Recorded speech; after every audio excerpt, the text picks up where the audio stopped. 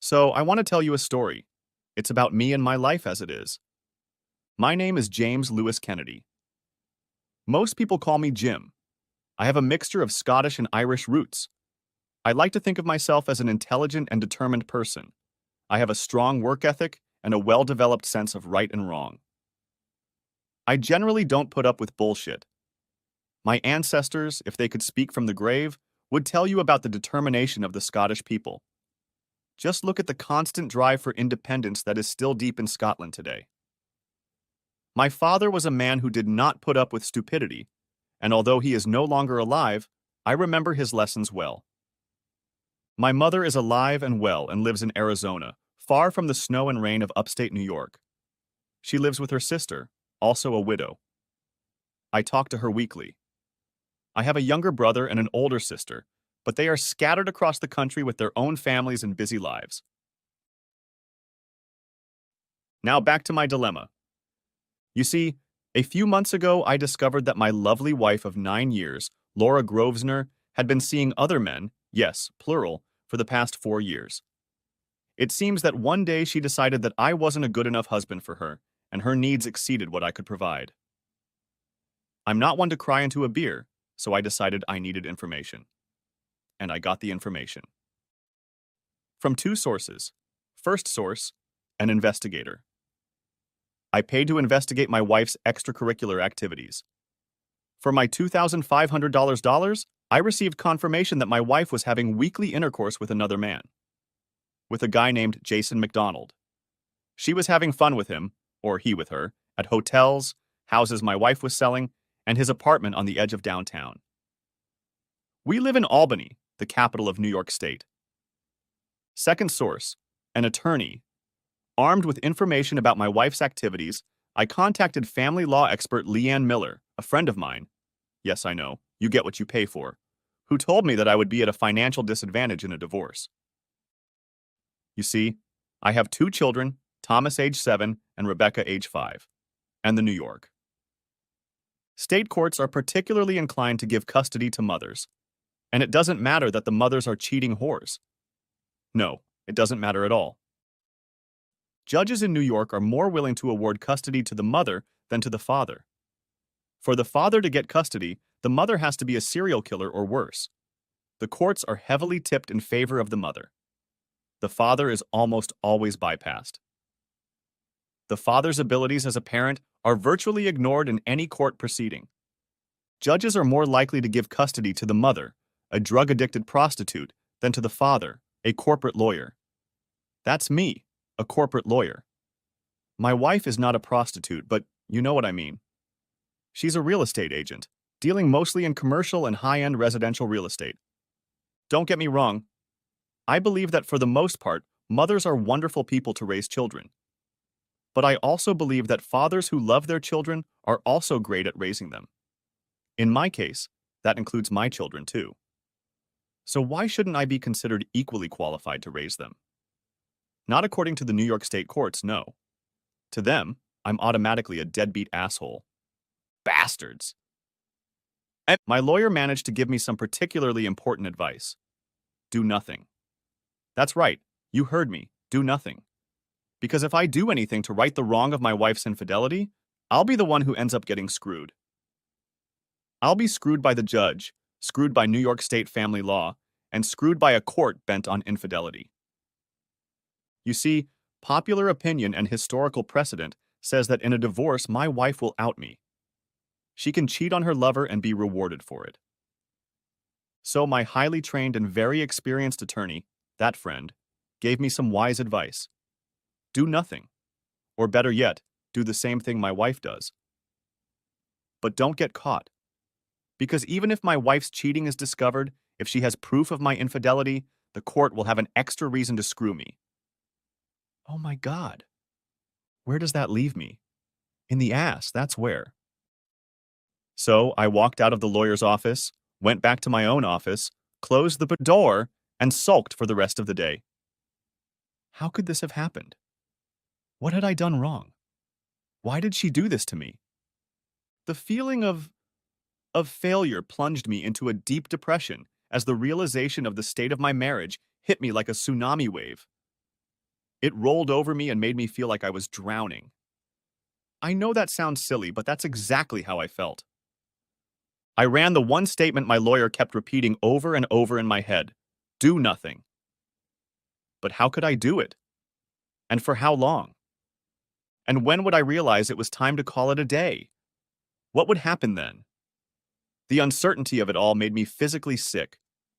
Everything inside me was churning with the realization that my marriage was a farce. My wife was taking advantage of me and willingly betraying me and our children. Her entertainment meant more to her than her marriage and her children. Am I making more of this than I need to? Maybe I just need to calm down and develop a plan. I knew I had to develop some sort of plan, but at that moment I had no idea what that plan would be. I would have to work on it. Around 6 p.m., I headed home and pretended that I was still a happy husband and father. In fact, on the way home, I was determined that I would not do anything that would give away the fact that I knew my wife was a traitorous slut bitch. No, sir. I will pretend to be happy, happy as hell. And then I'll do the same thing my wife did.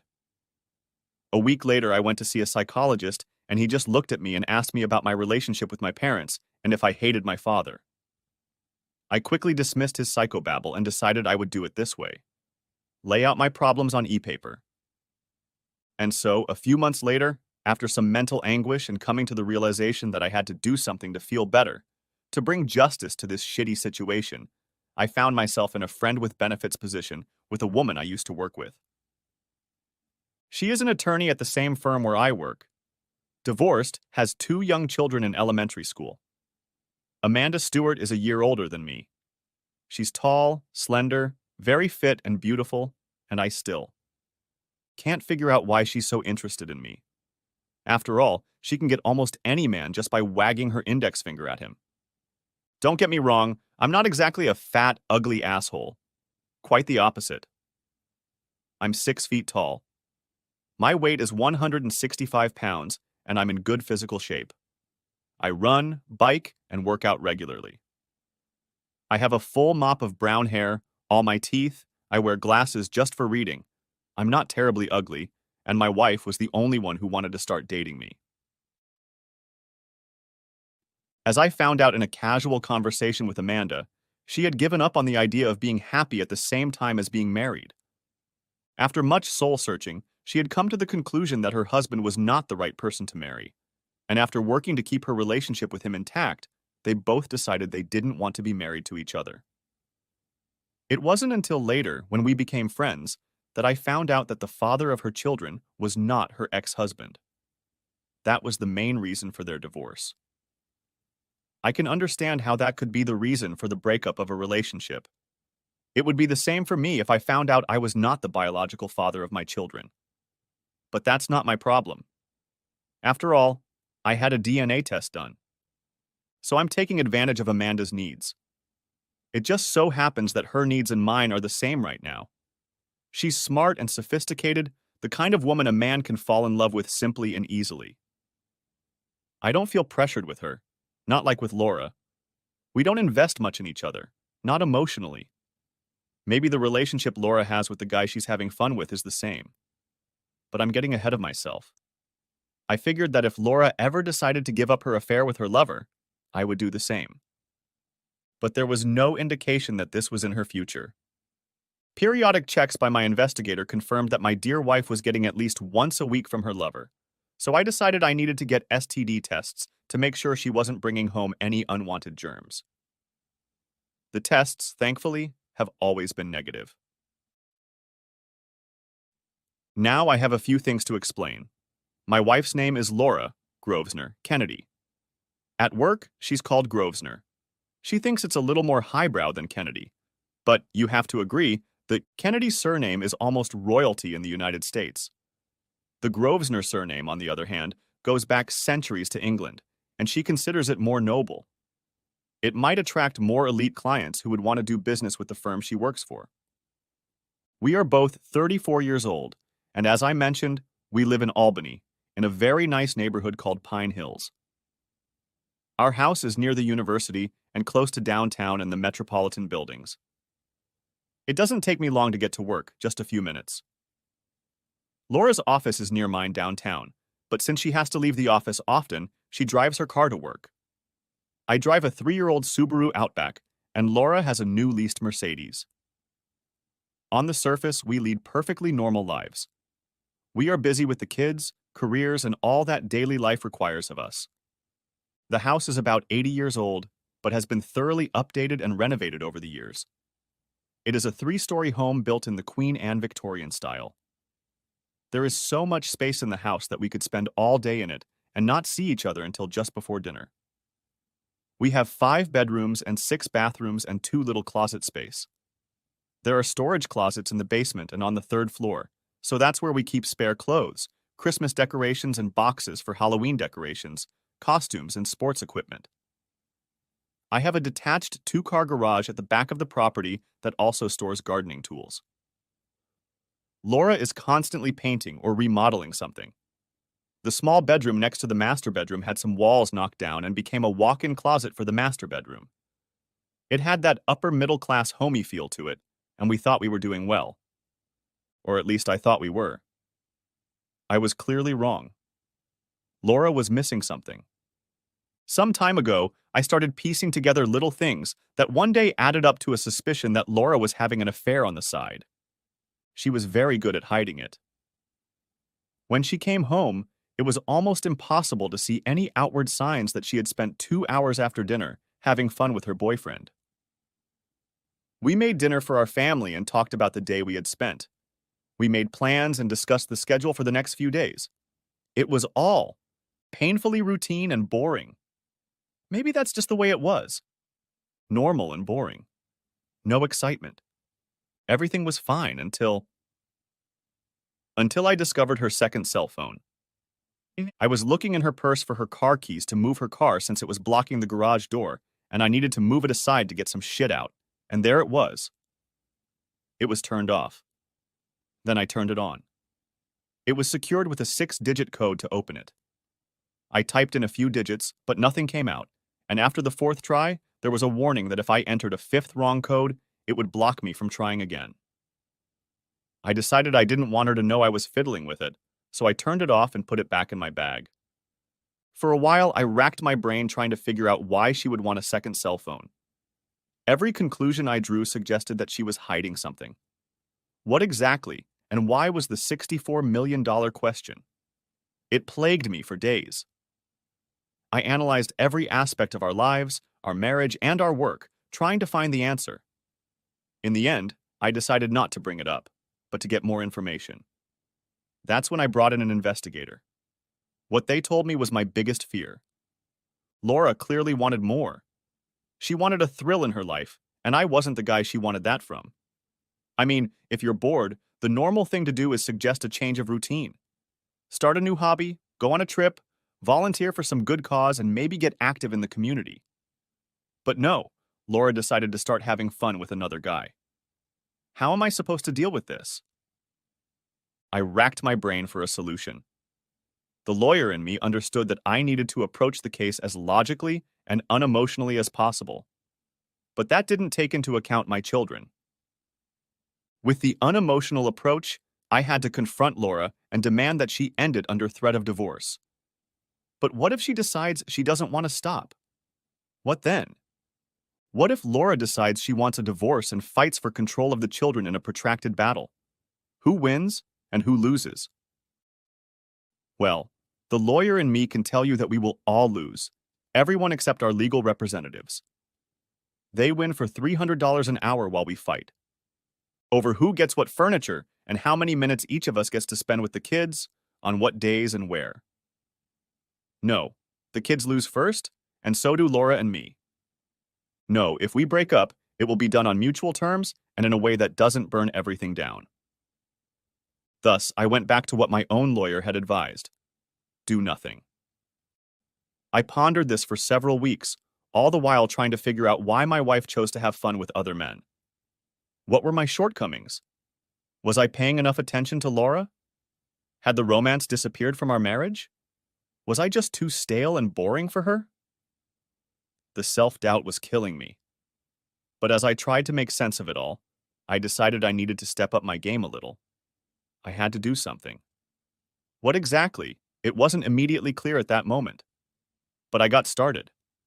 I usually try to exercise 2 or 3 times a week, but with the increased stress, I realized I needed to increase my workouts. So I'm running a lot more than I used to.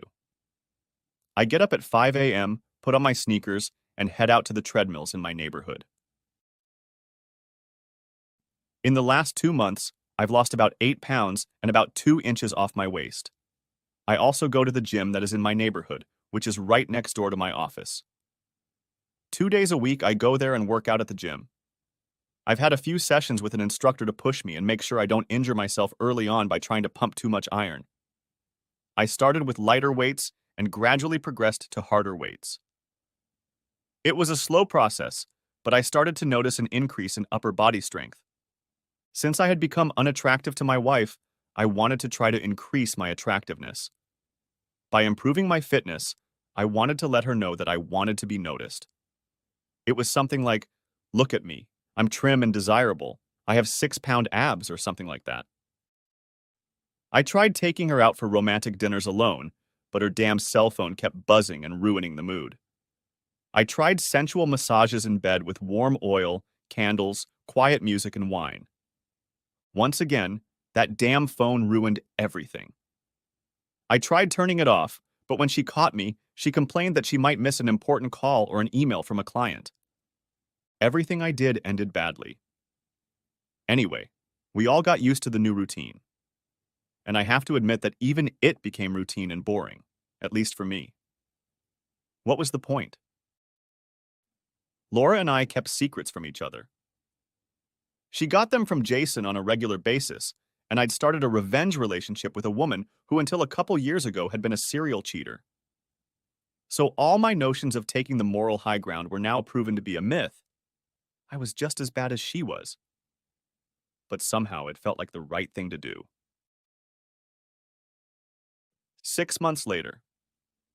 So, for the past few months, things continued pretty much the same as before. I asked the detective agency to keep checking in periodically, every 2 or 3 months, to see what Laura was up to. She was still having fun with her lover once or twice a week. Knowing this, I decided that I would not be in a hurry to end Amanda and I's extracurricular activities. In fact, over the past few months, Amanda and I have gotten a little closer to the point where she got to know my kids and I got to know hers. I'll come back to that in a minute. At home, over dinner with the kids on Thursday night, Laura told me she was going to a conference in Las Vegas for a week. It was advertised as a national realtor event to get together and share information, analyze what was working in the industry, and let everyone know about changes in laws that were affecting the industry and perhaps better ways to sell homes in blighted buildings that no one wanted. In reality, they would set up at a fancy resort with a monster pool, have a blast, get together late in the morning when they were severely hungover, drink a few cups of coffee, pretend to pay attention to a pointless and boring PowerPoint presentation, and then plan a party for that day.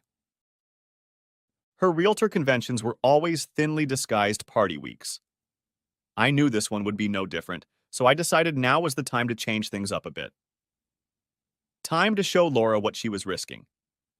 Who am I trying to fool? Laura was a smart woman and knew exactly what she was doing. She didn't just wake up one day with a stupid disease. She's a big girl and knew the risks and rewards that caused her to venture into our marriage. This convention coincided with spring school vacation. We had talked about taking the kids to Disneyland in Florida, but somehow completely forgot about it when this convention showed up on her calendar. My frustration with her growing selfishness and lack of concern for her family came out. I thought you agreed that we were going to go to Disney World with the kids this year. The look on my face said completely that I was mad at her for going to Las Vegas when we had already made plans to take the kids on spring break. This is very important to me, Jim. Besides, Becca's too young to ride some of the rides her brother can ride, and you know that if she can't do everything he does, it's only going to mean a fight. Wait, we can handle Becca if we explain it to her. She's a very smart kid and understands all about safety.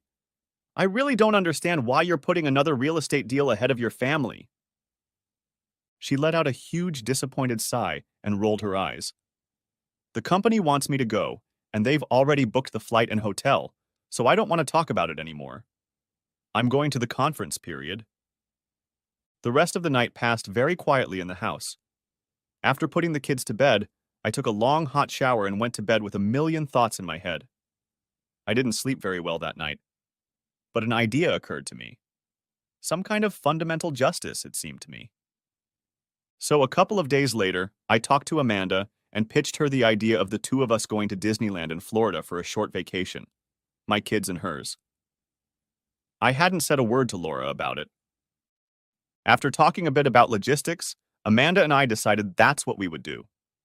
So we booked the plane tickets and the resort, and in a couple phone calls, we had everything set up. Laura was barely out the airport doors before I had already started packing up the kids and getting them ready for the trip. To say they were excited is a massive understatement. I told them that we would keep it a secret from Mom for now, and they smiled their beautiful baby smile and nodded in agreement. So, the day after Laura went off to party poolside in Vegas with all the horny real estate agents, Amanda and I, with 4 kids in our arms, boarded a plane to Orlando. One of the airlines has a non-stop flight that takes just under 3 hours. Without much effort, by mid-afternoon, we were in the warm sunshine and the kids were happily playing in the pool. This was new to Amanda and me. Our kids had met before. It was a Saturday in downtown Albany, and we met by chance. We ended up having lunch together, and the kids got along great. Lunch was at a fast food place that had a playground for the kids to burn off sugar. Amanda and I had a very different conversation from our normal interactions. She told me a lot more details about her marriage and the path to its demise. She also talked about her commitment to her children. After her divorce, she realized that she had made some very serious mistakes, but she wanted to be a good mother. She loves her children very much, wants the best for them, and tries to provide that. I talked about the betrayal I felt when I found out about Laura's infidelity and her cheating on Jason. I could see that she was listening to me intently, not even taking her eyes off her children. I tried to watch her face to see what she was thinking. She was totally in lawyer mode. She had to tell me some of what she was thinking. You know, Jim, your life is very much like an open marriage right now. You just haven't told each other about it. Are you sure you want to live like that? I looked at her. I haven't told her about it yet because, honestly, I don't want it to mess up those 2 kids' lives. I don't want to turn into a father who only spends a few weeks a year with his kids. Everything I've read says that in divorce, the children are the ones who lose the most. I can't take that risk. At least not yet. I exhaled deeply, since I hadn't been breathing at the last minute as I spoke. I knew that eventually Amanda would want to move away from our FWB relationship. That's just the way she is. Mentally, I knew she wasn't a big fan of monogamy. I figured that the longer we continued our relationship, the more likely it was to end. She would want to move on to a new FWB. But she didn't. So there we were in the happiest place on earth with 4 kids and pretending to be one big family. I had booked 2 adjoining rooms at the resort. One room had 2 double beds, and the other had 2 sets of bunk beds for the kids. I had to splurge a bit to get the resort to provide the rooms and beds I wanted, but it worked out. It's amazing what a small amount of money can do. We spent the morning and afternoon walking around the huge park and visiting as many rides as we could, and then when the kids were tired and hyped up, we went back to the hotel to cool off in the pool.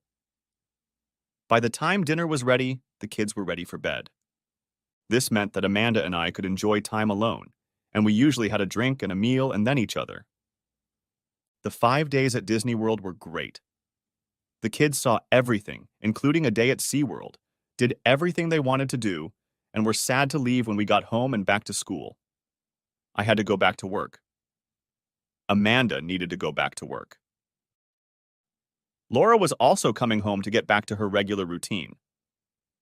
Laura showed up later that afternoon when the kids and I got home. She was sunburned and with a brutal headache. All the partying had caught up with her. The kids were excitedly telling her they had gone to Disneyland and SeaWorld, and when she looked at me, she voiced her disapproval, saying she wished we had gone there as a family. What the hell, Jim? I thought we were supposed to go to Disneyland as a family. Why the hell did you take them there without me? Well, you probably remember we talked about it, and you made the decision to let the family go for another week of partying in Vegas. If we're not important enough to you, well, too bad. We went without you. We had fun. I hope Vegas was worth it. I left the room before she could say anything else. Damn shame, I thought. She had 6 days of fun with her boyfriend in Vegas, and I had 5 days of fun with Amanda. I reminded her that last year we had promised the kids that they could go on school vacations. Her going to a conference in Vegas at the same time was not something I wanted to disappoint the kids with. Too bad she missed it. She chose Vegas over her family. Her loss. Monday, I went back to work and got busy. It was 2 weeks before I was able to see Amanda. She had to go away to see clients, and I figured this was probably her way of finding a way out of our arrangement. Maybe 4 days at Disneyland with me and 4 kids was too much for her. But it wasn't. Amanda texted me several times to let me know that her kids loved it at Disneyland, and so did she. The next time we met, there was a subtle change in our communication. Little things. I noticed that she acted more relaxed when we met.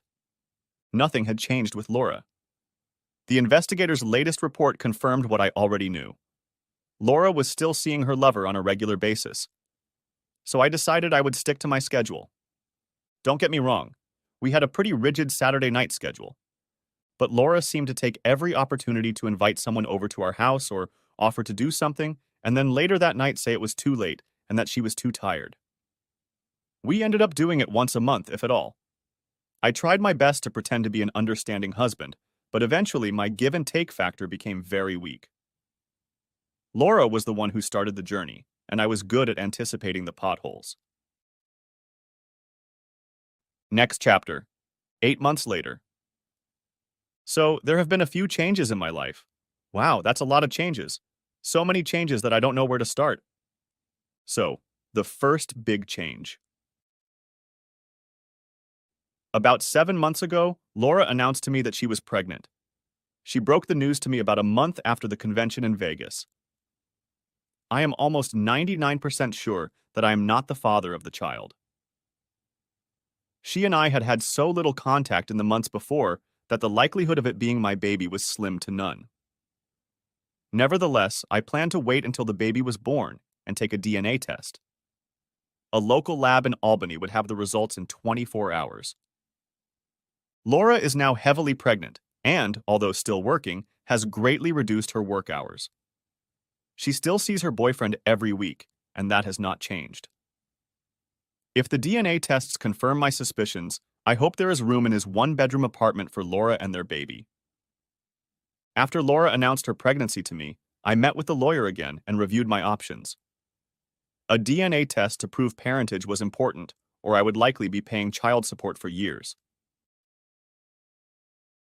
Under New York state law, any child born in a marriage between a man and a woman is automatically considered a product of that marriage.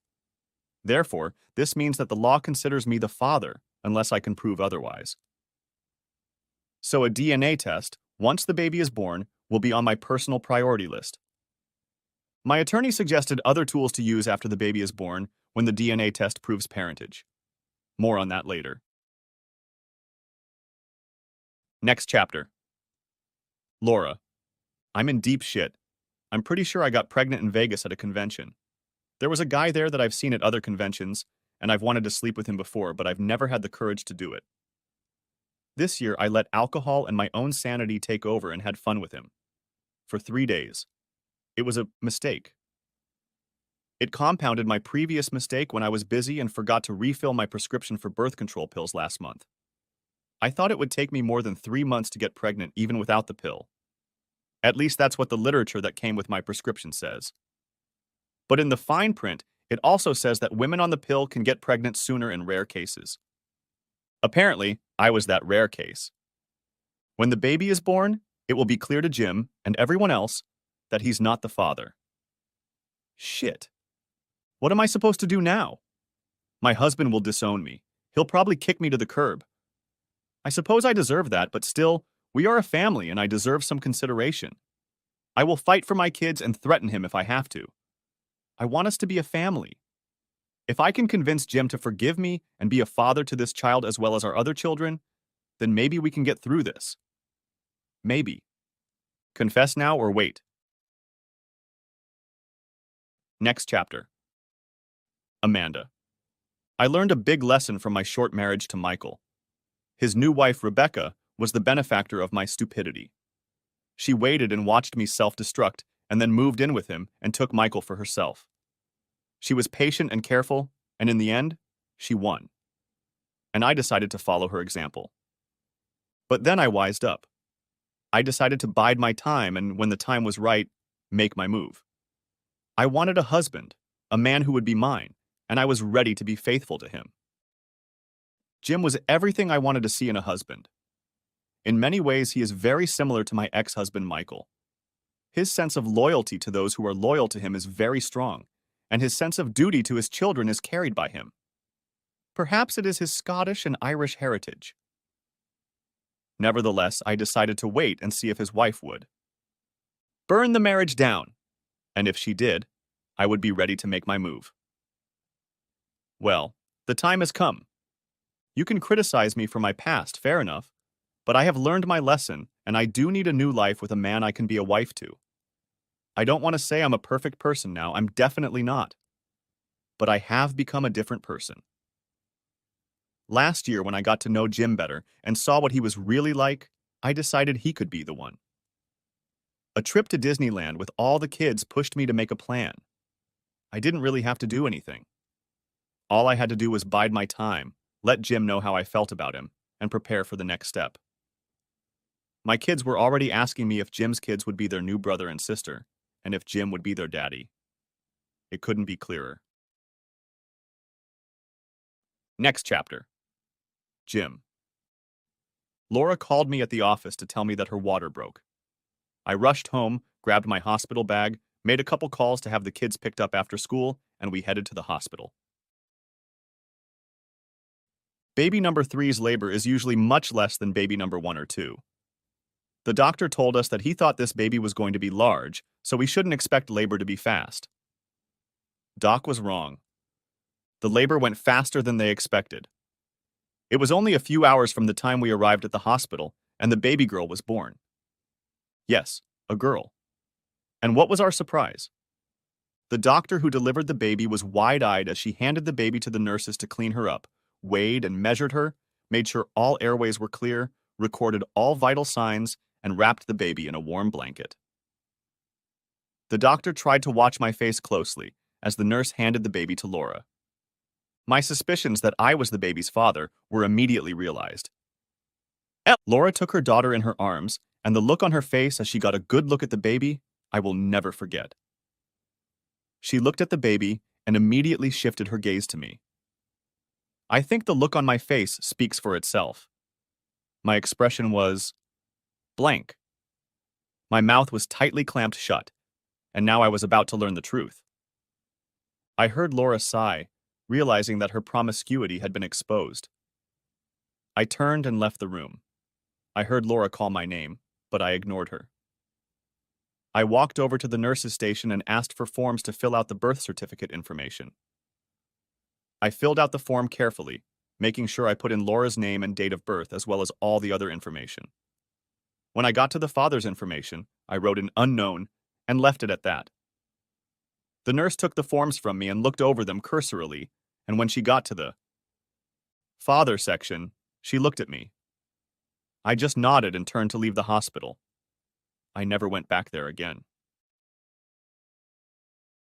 2 days later, Laura and the baby arrived home, courtesy of her friend Kelly.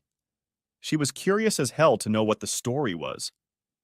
She kept quiet as she helped Laura get the baby and bags into the house.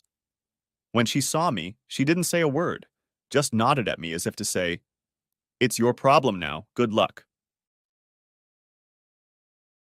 I left Laura alone for most of the day, and about the time the kids were due home from school, she found me in the home office and asked, "So, what do you want to tell the kids when they ask about the baby?" I exhaled. You'll tell them whatever you want to tell them. Laura didn't know it, but I walked into the real estate office where she worked and talked to a coworker I knew she had gone to a convention in Vegas with. After a frank conversation between us, in which I practically accused her of having fun with her husband in Vegas, she reluctantly gave me the name of the man Laura spent most of her time with. Armed with that knowledge and warning her not to tell Laura what she had told me, or I would be easily predisposed to share any information with her husband about what they were doing in Vegas. And I know that's not very high on the scale of ethical concerns, but it was all I had at the time, and it seemed to work. Back to the first problem. What to tell the kids when they ask why their new sister has such dark skin? I began to think through a plan of action for me and my kids. Part of me wanted to publicly out Laura as a cheating slut, but I knew I didn't need to do that. She would do it on her own. Once her family and mine saw the baby, it would become abundantly clear that I was not the father. And then what? I called Mr. Glenn Duncan, a real estate agent in Houston. Duncan was well known in Houston. He was an NFL player. He spent most of his time in the NFL on the team's practice squad or on the bench. He actually spent very little time on the field, but to those around him, he could have been a Super Bowl winner if you heard him talk. For rookie football players, knees are the most important tool, and once you deny them, your career is over. Such was the case with Mr. Duncan. Duncan was a large man, over 6 feet tall and about 220 pounds. He was in good physical shape and looked great for the most part when dressed in an expensive suit. His picture on the agency's website showed him at his best, with a wide smile. He excelled in the real estate business and used his NFL background to impress clients and close deals. Now, he had a new deal to close that he didn't like. I called Mr. Duncan, and I can tell you that overall our conversation did not go well. When I asked him if he knew Laura Grosvenor, he played dumb and said he didn't know anyone by that name.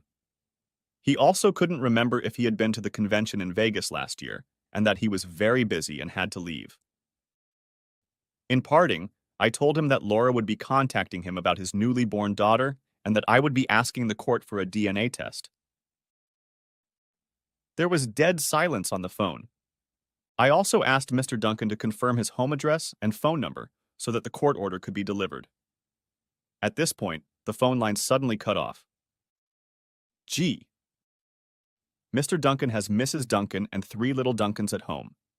There's no telling how many more he has around the country. So, to summarize, I have a longtime cheating wife who got knocked up by her boyfriend at a convention and had a baby. My kids are somewhat puzzled that their new sister has much darker skin than they do, but in their childlike innocence, they don't give it a second thought. I'll have to explain it to them in a few weeks. In the meantime, I have to work with Laura. Our future together may be in doubt. Next chapter. Laura. Well, I'm certainly in over my head. I need to talk to Jim and see if we can work this out. He's usually a very reasonable man, and there's no reason why he can't be a father to this child as well. In time, he will be able to accept her as his own. I can call Glenn and let him know it's a girl. I talked to him after I found out I was pregnant, but he wanted nothing to do with me at all. He practically hung up on me and even suggested that if I tried to contact him, he might take some legal action to stop me. That's a beautiful what if. This man professed his love to me in Vegas. Jim has been avoiding me as much as possible since the baby was born. He is perfectly fine with our children, but refuses to touch the baby. When the baby cries, he just looks at me to do something. In fact, after he puts our older 2 to bed, he spends most of his time in his office. Jim has moved out of our bedroom. He moved his stuff into the closet in the spare bedroom on the 3rd floor and all his toiletries into the bathroom. He set up a crib in the master bedroom where I still sleep. I know that in a few weeks he will calm down and want to talk about it. I'm going back to the gym and getting rid of the remaining pregnancy weight. Jim is spending more time out of the house with the kids. He says they take a lot of walks in the park. The kids come home and want to tell me about what they've seen and done. I am here most of the day and night taking care of the baby. I need a shower. Next chapter. Amanda. In my marriage to Michael, I learned an important lesson. Just when you think you've won, you lose. Michael's new wife, Rebecca, was patient and waited for me to screw up. And when I did screw up and failed to fully realize it and take action, she took action. That's why she is married to a wonderful man and has 2 children with him. They live somewhere in Scotland, in the Highlands, I think by the ocean. They love country life and live on a fairly large property with an old house that they are slowly renovating. So, without remorse, I waited for Laura to screw up, and she did, and screwed up big time. It was time for me to start my game for the man I wanted. I had learned to keep my feet together with other men, except for the one man I wanted, Jim. I knew he was first and foremost a good man, a good father, and wanted to be a good husband. It was a shame that the woman he married had cheated on him over the years. It was easy for me to spot the signs of her infidelity because I have made the same mistakes many times. The fathers of my children were my 2 lovers, not my husband. Therefore, Michael was now the husband of another woman. I would not make the same mistake again. I tried to be not only emotionally close to Jim, but physically close to him when we were dating. At work, I would stop by his office when I had time and talk to him, and we began to meet more often at lunch. There were rumors going around the firm. The attorneys and staff knew that Laura was having an affair and had a daughter who was not Jim's. Everyone was quietly discussing when the divorce would take place. Every time Jim left the office for personal business, those who worked with him looked at him, wanting to find out what was going on. Could this day have come? Could the end of his marriage be near? His personal attorney's office was only a few blocks away, so it was the norm for him to walk back and forth. It gave him time to think and de-stress. He made a habit of texting me when he was going to a meeting. I was always waiting to see what would happen next. I knew Laura's end was getting closer. Next chapter. Jim. So here's the deal. I've been puzzling over the great question for days now. What the hell do I do with a wife who had a child with another man? A wife who's been unfaithful to me for years, and now she's also wiping my nose, and very publicly at that. My brain was screaming at me to get some boxes, fill them with all her shit, and throw them with her and her baby to the curb. While that would have been the most acceptable solution, I realized it wasn't realistic, considering the kids would be asking questions, and I didn't want to be the one who had to give the answers yet. Besides, I'm not exactly a heartless bastard. Well, I want to be. But I had to do something. I had a pretty good idea of what, but I also knew it would be painful for my whole family. Laura's father quietly told me to do what I thought was right, whatever I decided. He couldn't believe his daughter was that stupid. Next chapter. Laura. My mother and father lived near Albany and were anxious to come see their new grandson. When they walked into the bedroom and saw the baby in the crib, my mother and father were surprised. That would be an understatement. My mom covered her mouth with her hand, pulled back, and was forced to sit down in the chair next to the crib. My father just looked at me, shook his head in disgust, and left the room. Dad went downstairs, walked over to the liquor cabinet, poured himself 2 fingers of whiskey, and sat down at the dining room table to drink it. He didn't move when Mom and I came downstairs a few minutes later. I held the baby girl in my arms, preparing to breastfeed her. Mom looked at Dad, and he poured her a drink and held it out to her across the table. She took a big sip, and then they both looked at me. I decided it was best to tell the truth, but maybe not the whole truth. It might be too hard for them to hear tonight. So, I admitted that I had sex last year in Vegas. My dad said, almost mumbling, "Not. Everything that happens in Vegas stays in Vegas." While that was true, it wasn't necessary. My mom went straight to the obvious question. "What are you and Jim going to do now?" I exhaled before answering. "I don't know." My mom looked at the table and asked, "Are you leaving him?" I threw my head up. "No." She continued, "Is he kicking you out?" Since the baby was born, we haven't said more than a few words to each other. He spends as much time with the kids outside the house as he can. He moved into the spare bedroom, the same one I was going to use for the baby. That's why the crib is in the master bedroom. Mom shook her head. Dad just stared at the table. Both of them weren't even breathing. Mom summed up her thoughts. God, how could you be so stupid? I thought we raised you better than that. Her comment was an affirmation, not a question. I sat there without saying a word. My mother had put the question squarely on the table. Would Jim make me leave? I hoped he would listen to reason and be a father to this little girl. But I knew that every time he looked at her, he would be reminded of my infidelity. That I had cheated on him was pretty obvious. We didn't talk about it at all. He avoided me at every opportunity. And I couldn't blame him. What man would want to be reminded that his wife was pregnant by another man? And then there was the product of that affair. Not that I had a long-term affair with Glenn. He was well known in the business. He was a very pleasant guy to talk to, always able to compliment women. This time I drank too much and ended up in his hotel room the first night of the conference. We spent the next few days together and it was wonderful. All the usual household chores. Work, kids, husband were forgotten, and I just enjoyed the attention he gave me. At the end of the conference, I returned home, barely able to keep up. I knew I had to clean up before the flight and then get ready to meet Jim and the kids. When I got home, the kids quickly told me that they had just gotten back from Disneyland in Florida. I told Jim that Disneyland was something I wanted to do with my family. He looked at me and said, "You should be there," and walked away. I didn't know what the hell to do. I had a massive hangover, and I couldn't take a shower to wash away the realization that I might have screwed up big time in Vegas. With Glenn, I'd overreacted. The alcohol had done its job. The rest of my brain, the one that knows I have kids and a husband, was marinated in martinis. I realized that I had spent at least 4 days having fun with Glenn. He's a very smug guy. When I got home, I realized that I needed to have fun with Jim as soon as possible. I thought it would help bridge the gap between us, a gap that had been growing for some time. Maybe he knew about Jason too. And I know that Jim and I hadn't been very close to each other lately, and it was affecting our family life. At the time, I thought that spending more time with Jim and the kids was something that should be a priority.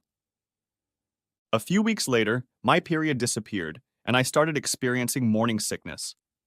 I realized I was pregnant and decided something had to be done. I should have had an abortion. But I didn't. I quietly prayed, "Please, God, let this baby be Jim." But it wasn't. Next chapter. Jim. To answer the obvious question of, what the hell am I supposed to do? I decided that seeing a lawyer would help me better understand the problems I was facing. You see, my brain was completely convinced that divorcing Laura was my only option. That is, it would be very difficult for me to be the father of her child when it was clear to everyone who saw us that she was pregnant by another man. A biracial child from 2 very white parents is somewhat obvious. At first, I thought the father might be Jason, a guy she regularly partied with. Obviously, it wasn't him. She had been unfaithful to him as well. I had to laugh about it. I know what you're thinking.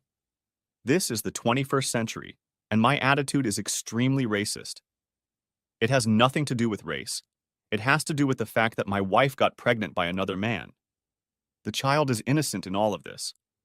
The child has no choice of parents. His mother and father are who they are. The fact that the mother is white and the father is black is not the issue. The issue is that my wife had a child with another man. I think it's very simple. My attorney asked if I did a DNA test. I did it and passed on the results. I also handed over the information my investigator had gathered about the baby's father and pictures. We then had a heart-to-heart talk about New York State family law and what it meant to me, especially now that Laura so obviously had a relationship with another man while we were married. I told Leanne that my first priority was my 2 children. I wanted full custody of them and was willing to go nuclear to accomplish this. I was prepared to declare that Laura was an unfit mother, use all the evidence my investigator had gathered, and therefore custody should be mine. I was wealthy enough that I could afford to fight if necessary and hire a part-time nanny to watch the child after school. There were several precedents in court that allowed for this. I would retain ownership of the house and would be happy to pay Laura half of its value. The children and I would stay in the house as it provided them with a high degree of stability and allowed them to go to the same school. The youngest was already in school, which meant that the main issue was after-school babysitting. I was fine with that. And I didn't even touch the issue of child support from Laura. All I wanted was for her to pack up her things, the baby, and move out. To get things started, Leanne suggested that we draw up a formal separation agreement. For those who don't know what this agreement is, that's the lawyer in me talking. I will say that a separation agreement is a legally binding document that is essentially a precursor to a divorce. You could say that it gives couples some respite to live separately and decide if they want to save the marriage. The truth is that most CAs become a template for divorce, as few couples actually get back into a marriage. I think it's really a step-by-step divorce. I wasn't sure that SA was what I wanted. I thought the SA stage was just putting off the inevitable. Why put things off until later? Leanne decided that CA was a way to find out if the child's father was willing to recognize the child as his own and provide financial support. Also, California was a way to evict Laura from the house and give me and the kids a chance to see how we would live on our own. I would love to allow Laura free visits with them. I imagine it would be more difficult for her to take care of the baby and kids every other weekend on her own. For the past couple years, Laura has left the bulk of the child-rearing responsibilities pretty much to me. Her work and extracurricular activities with Jason would result in her coming home to the three of us, tired, hungry, and wanting to finish her work. Often, she would leave in the evenings to meet with potential clients or show someone a house. Some weeks, the amount of time we spent together as a family was practically zero. As time went on, I got busy with the children. They became less dependent on their mother, and we all began to move on with our lives. After the baby was born, Laura and I hardly spoke to each other. I made no effort to attend to the baby's needs. It was all on Laura. So on Friday night, about a month after the baby was born, I started. I pulled out a large envelope and said to her in my very controlled voice, "Laura, we need to talk." The look on her face said it all. She turned slightly pale and realized that this was serious and would not end well for her. I realized that she was hoping that the longer we put off talking about the baby and her infidelity, the more likely I would ignore the fact that she had a child with another man. I poured her a glass of wine and slid it across the dining room table to her. I had a glass of ice water for discussion. I placed the envelope on the table, and she stared at it while she drank the wine. She nodded at the envelope and slowly asked, "What do you have there, Jim?" I got right to the point. It's the separation agreement my attorney prepared. I think it's time for us to think about the future. I think you and I need some space to figure out what we want, and obviously our marriage isn't in the best shape. Obviously, I'm not the man you want as a husband, and you're not the woman I want to be my wife right now. So I think it's for our mutual good that we need to separate and reevaluate our marriage. Laura's eyes widened and her hands began to shake. She took a large sip of wine. I continued. My attorney has prepared this agreement, and it states that I stay here with the children and you and the baby move out. You can take a month to find a new place to live. You can take as much furniture out of the house as you see fit. You can spend as much time with the kids as you want, but they will live with me. I have arranged for a part-time nanny to help with after-school care and to fill in for the kids at times when I need to be away. I've made arrangements with work to adjust my schedule so I can work from home more. Laura had a look on her face like a deer in headlights. Obviously, I had surprised her with this essay, and she needed time to think about her options. Jim, why do you want me and the baby to move? The look on my face said it all. It was time to be blunt. Come on, Laura, be honest. You decided to have fun and then get pregnant, and you want me to act like everything is fine. That's That's not going to happen. You should know by now that I won't tolerate that kind of disrespect from you. You've been cheating on me for years, and now it's over. So you have 30 days to pack your bags, find a place to live, get the baby, and leave. I gathered my strength and really wanted to vent my frustration on her. But I knew it wouldn't do any good. It wouldn't do any good, and I had to think of my children first. Staying calm and in control of myself at that moment was very difficult. I handed her an envelope across the table. Here is the separation agreement. I've tried to be very fair to you. If you want, get yourself an attorney and familiarize yourself with it. In fact, I strongly encourage you to do so. But know this, I have no intention of recognizing your child as mine. I got up from the table and left the room. There was silence in the house. So for the next month, everything in my house was as normal as I could make it, given that my wife and her child were about to move out. She went apartment hunting and found a 2-bedroom place not far from her office. Maternity leave would give her time to move in and get settled before she had to go back to work. The SA document had dates stamped on it, and I reminded her from time to time that her time to leave the house was approaching. We walked around the house and she let me know what she wanted to take to set up her apartment. I took all the pictures that were in the house and deleted them, especially the ones with her in them. I made some notes about changes I wanted to make to the house when she moved out. All this time, I kept my relationship with Amanda separate from Laura. In fact, I wasn't even sure if Laura knew I knew Amanda. I continued to see Amanda a couple times a week, and on weekends, we often did things together with our kids. Going to parks and visiting local recreational facilities was a welcome relief for me. The kids, who were now a year older, loved it. Amanda was curious about what Laura was going to do. She asked me what my plans were after finishing 6 months of SA. I was honest with her and told her that I highly doubted the possibility of reconciliation. Laura had been pretty much silent to me for some time now, unless it involved my children. My plan was to move forward with the divorce. At Leanne's recommendation, I entered into a separation agreement, primarily in the best interest of the children and both of our families. My mother in Arizona didn't care what I did, but I knew that Laura's family hoped that I could forgive Laura and be the father of her child. For me, it was all about respect. Without respect, there could be no marriage or relationship. Without respect, I couldn't call her my wife. I couldn't trust her with my interests and the interests of my children, and I knew her interests were not in my heart. No, the marriage was over. Amanda watched me carefully. She knew I was hurt and vulnerable, but I finally realized that I had to take things slow, take care of the children, and make sure they had a stable home in life. And that's exactly what I did. Next chapter. 6 months later. Laura, I've been living in this apartment for a while now. Jim let me bring enough furniture with me to make it comfortable. He gave me the bedroom furniture, lots of kitchen stuff, dishes, a kitchen table, and chairs. When the moving company packed up all my stuff, I looked around the house and realized I would miss it. I would come back here to pick up my kids, but I would never live here again.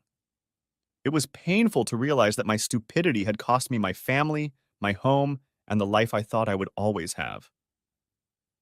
Why couldn't I just keep my cool around men who seemed attractive?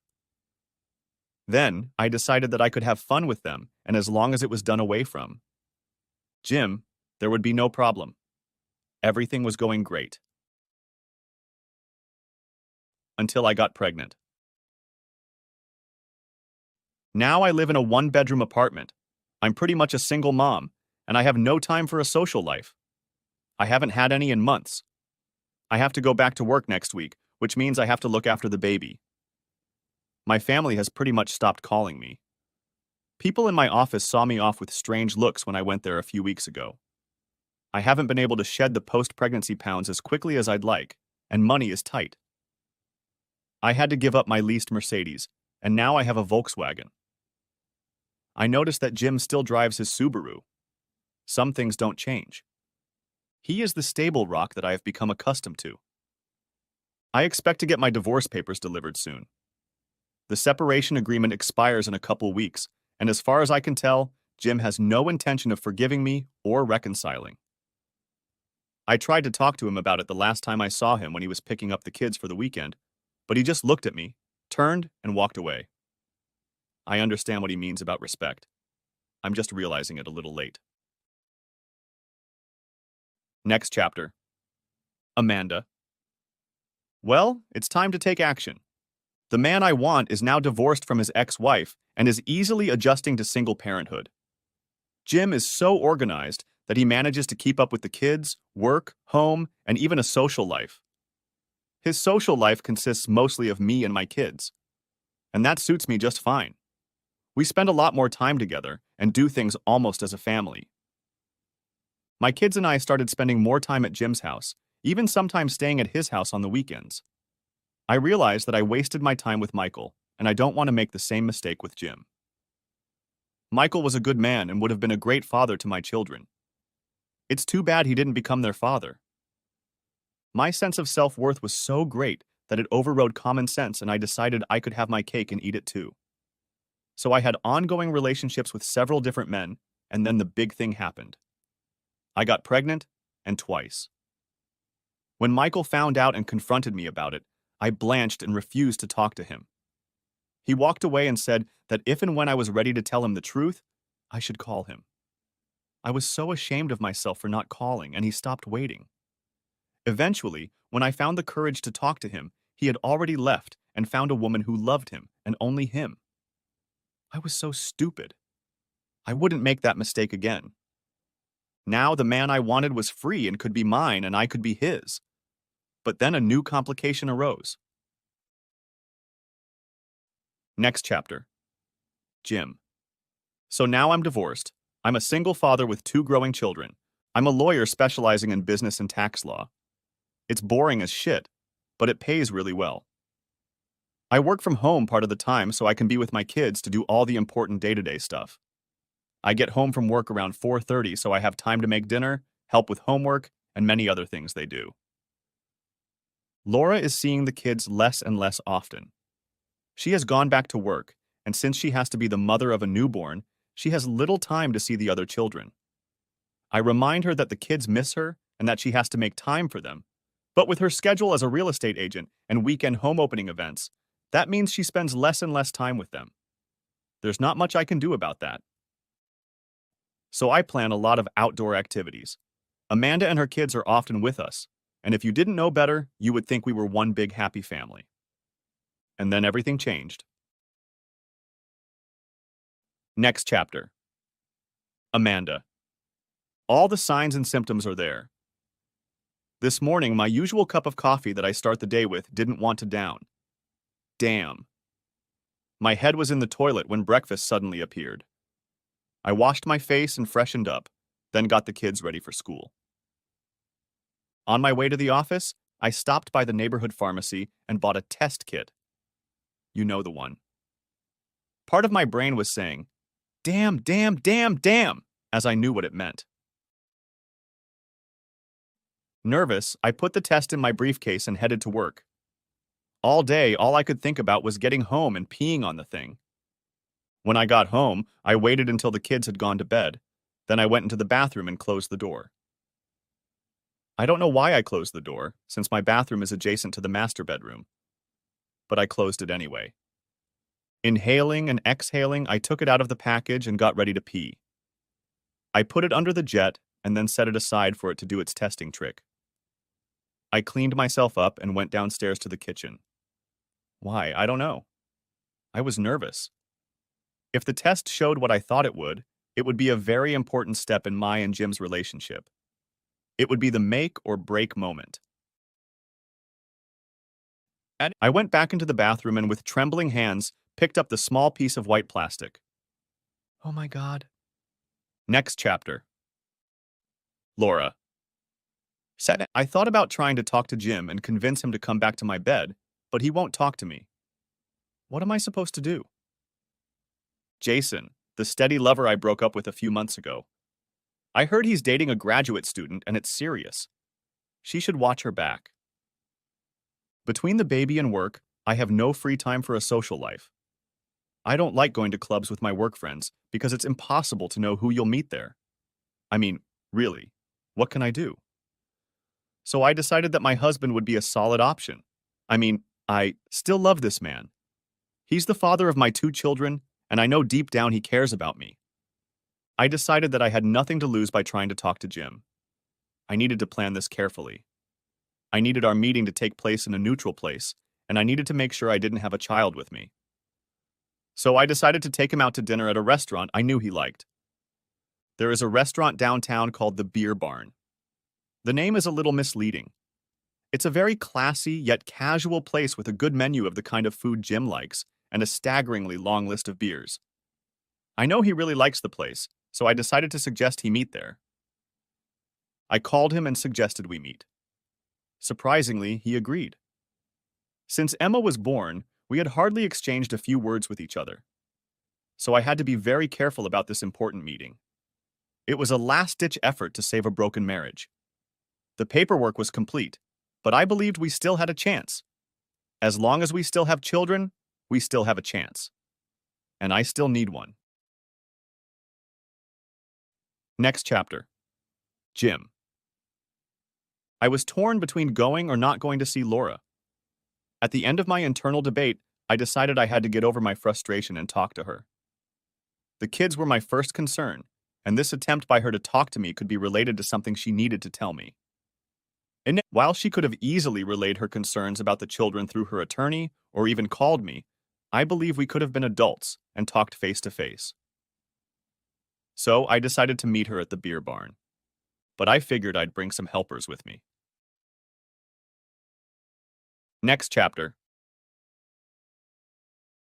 Laura. When I got to the beer barn, I saw that Jim was already there. There was another woman with him. She was blonde and very good looking. They sat across from each other. They were holding hands. Holy shit. When I approached the table, they stood up and she moved to Jim's side. The introduction was a little awkward, as you can imagine. I didn't realize there would be anyone else with him. The expression on Jim's face was calm, and he smirked slightly. I realized that my plan to convince him to come back to my bed and for me and the baby to move in with him and the kids had failed. Jim introduced the woman, Amanda. She was good-looking and, as far as I could tell, about the same age as us. She was silent, not saying a word, but watching me like a hawk watching a dainty mouse. I knew immediately that I had lost. Jim ordered me a drink and took the liberty of ordering food for all of us. He knew this Amanda well enough to know what she liked to eat. When the food was ordered and the drinks were delivered, Jim began, "So, Laura, what did you want to talk about?" I stammered and stuttered, trying to come up with some nonsense. I talked about the kids and what I wanted to do with them in the moments I have with them over the next few months. Jim told me he was planning something for Christmas and would probably take them away to a ski resort in Vermont. I just nodded and agreed with pretty much everything he said. I hadn't noticed before, but when Amanda took off her voluminous sweater, it was clear that she was pregnant. My eyes widened as I stared at her belly. Her pot belly wasn't very big, but it was there. I knew these things all too well. "Laura, I have to tell you that I'm selling the house. You'll get your half of the money after the mortgage is paid off at the bank. You see, Amanda and I are moving in together, and we've decided that we want to move to a house that better suits our needs." Jim let that message sink in, and then, with a huge smile on his face, continued. "Amanda is pregnant. We're expecting the baby in 5 months." So, the death knell for my marriage sounded, and any faint hope I still had for reconciliation evaporated before my eyes. I guess it had started when I'd first gotten into it with Jason, and then accelerated when I'd had fun with Glenn during those 4 days in Vegas. I was hoping the earth would open up and swallow me right then, but it didn't. I just nodded to them and quietly said, "I gotta go." I walked out of the restaurant and took a cab back to my apartment. I was in such a haze that I forgot my car was in the parking lot nearby. Shit. A year later. Amanda. "Okay, I think I'm going to get the last words. The new house is set up, and we have room for all the kids. We bought a house in a great neighborhood, not far from the house Jim lived in. It's even a little bigger than that one, and we put in a pool before we moved in. Between Jim, a newborn, and 4 kids, managing the house and work, I go to bed at night exhausted, but I try to be there for my husband. Yes, we are married. Jim was adamant that our children have a full married mother and father. We got married shortly before the baby was born. We still have a nanny who watches the baby when we are at work and watches the kids after school. Please know this. I learned a lesson from my first marriage. I know I was stupid and took Michael for granted. I didn't give him the respect he deserved. I will not make that mistake again. I am very devoted to my husband and family. I can't believe how happy I am right now. I am happier than I probably have any right to be. Jim is such a devoted father to all of our children. I love this man so much, and I know he loves me. 3 years ago, I had no idea things would turn out this way.